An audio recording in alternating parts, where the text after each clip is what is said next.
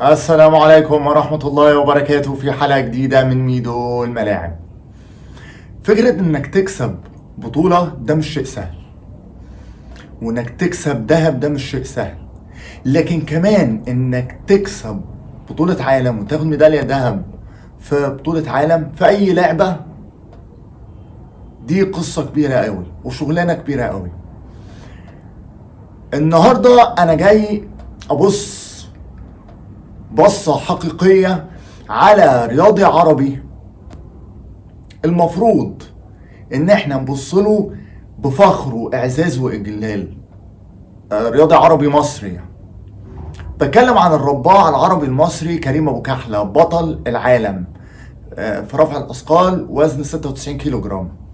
خد بطولة العالم من 3-4 ايام في اللي اتلعبت في المملكة العربية السعودية. طيب انا ليه بدأت البداية دي؟ لان لما شفت ايه الحاجات والاساليب اللي اتبعها كريم ابو كحلة مع التيم بتاعه، لقيت انه التخطيط مهم جدا عشان تكسب بطولة، لكن كمان قبل كده الاحلام اللي بتحط عليها خطتك. يمكن انا اتكلمت معاكم في ميدو الملاعب قبل كده وقلت انه الاستراتيجية بتبدأ اصلا بحلم من الاساس. كويس؟ فهي دي في تصريح لجريدة الشرق الاوسط السعودية، كريم ابو كحلة بيقول انه كريم عنده 27 سنة. بيقول انه بدأ الحلم ان هو يكون بطل في رفع الاثقال، مش بطل عالم، بطل في رفع الاثقال على مستوى مصر وبعد كده المستوى العربي والافريقي وكده. بيقول بدأ الحلم ده من وانا عندي 17 سنة. حلو قوي. طيب الحلم ده فضل كده؟ لا، هو اشتغل. فلما تشوفوا كريم ابو كحلة راح قدم في اختبارات وحاجات من دي وما حققش نجاح، يعني لم يقبل يعني. وبعد كده راح بشكل او باخر عرف يتواصل مع مدرب رفع اثقال في مصر وابتدى يشتغل معاه، وابتدى يشتغل معاه يعني برايفت، يعني مش في نادي ولا اي حاجه. وابتدى الراجل وابتدى الحلم من هنا. كويس؟ لما ظهر انه ممكن يكون بطل في يوم من الايام، ابتدى المدرب بتاعه يوجهه بقى الانديه. ابتدى يوجهه من خلال معارف، من خلال اتصالات له بانديه كتير في مصر. ابتدى يوجه كريم ابو كحلة وابتدى يشتغل عليه صح. هنا الحلم بقى ايه؟ بقى خطة، بقى في تخطيط، خطة اعداد بطل. كويس؟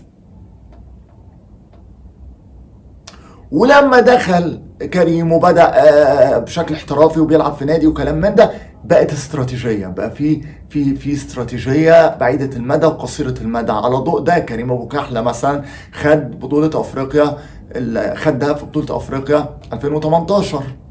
بعديها خدها في دورة الألعاب الأفريقية في 2021 أو 2022. خد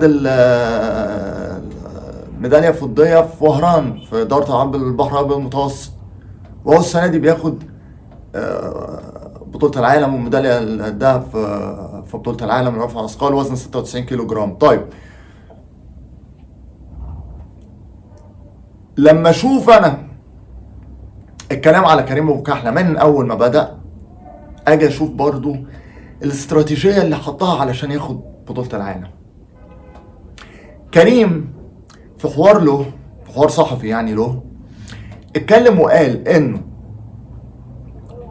من قبل بطولة العالم 2023 دي اللي هو كسبها، هو من يناير 2021 قاعد بيجهز نفسه انه عايز يكون بطل عالم. خصوصا انتوا لما تشوفوا كمان التفوق بتاع كريم جه على مين. نوردينوف ده يعني ده بطل عالم كذا مره وارقامه عظيمه. كويس. اللي هو اللي هو الروسي. كويس. ده بطل اولمبي وبطل عالم، ولكن التخطيط مع الاستراتيجيه، الشغل العلمي بيوصلك للنجاح، لازم يوصلك للنجاح. العلم لازم يوصلك لنتيجه كويسه وحاجه كويسه. كويس. ارجع بس لكريم في البطوله دي عشان وقت الحلقه. كريم ابو كحله بيقول انه ابتدى الاستراتيجيه بتاعته من يناير 2021. اول حاجه في الاستراتيجيه ايه؟ انه كل البطولات اللي هيلعبها قبل بطوله العالم هتكون اعداد لبطوله العالم دي. كويس. يعني هلعب دوري ابطال البحر الابيض المتوسط، هلعب بطوله افريقيه، هلعب بطوله عربيه، دوري العاب افريقيه، كل ده هيكون في اطار الاعداد لبطوله العالم. هو ده اللي عمله.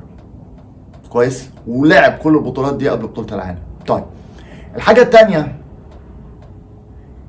قال جنب الجهاز الفني بتاعي وجنب الطاقم الفني بتاعي جاب مدرب خاص. ده بقى بيشتغل معاه على ايه؟ بيشتغل معاه على تفاصيل العضلات. بالمناسبة الكلام ده كريم قاله بالحرف. تفاصيل العضلات، يعني العضلة دي محتاجة تقل سنتي، دي محتاجة تزيد 2 سنتي ونص. ليه؟ لأنه كريم بيقول بطل العالم أو اللي بيخليك بطل عالم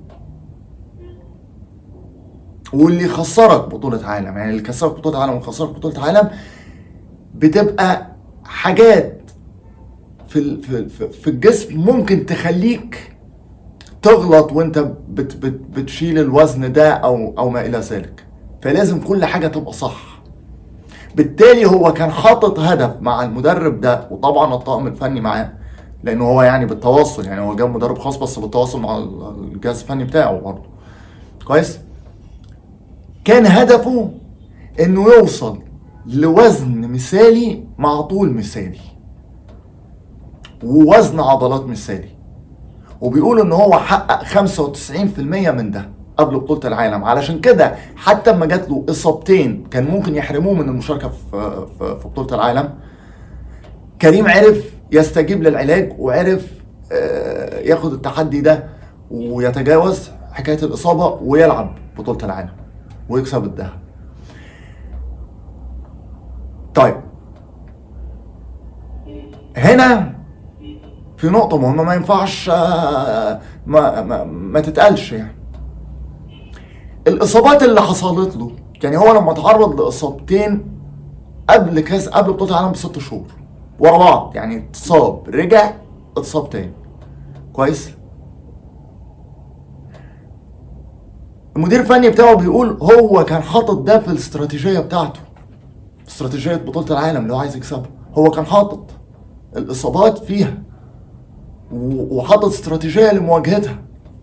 فهنا هو عمل ريسك مانجمنت صح كمان. بالتالي هو الإصابة اللي كانت ممكن تقعد شهرين قعد فيها 3 أسابيع. إصابة تانية كان هيريح شهر قعد فيها أسبوعين ورجع. كويس. هنا أنا بقول لكم طول ما في علم، طول ما في استراتيجية، في نتيجة كويسة وفي نجاح في الآخر. مليون مبروك لكريم أبو كحلة، بجد مليون مبروك، رفعت راسنا وشرفتنا بجد. فخر العرب كريم أبو كحلة. مليون مبروك لمصر، مليون مبروك لكل العرب. كده اكون وصلت معاكم لاخر حلقه. اتمنى تكون الحلقه عجبتكم، واتمنى يكون موضوعنا لاعجابكم، واترككم في رعايه الله وامنه وحفظه وسلامته. على لقاءكم في حلقه جديده من ميدو الملاعب. عاش العرب، كل العرب.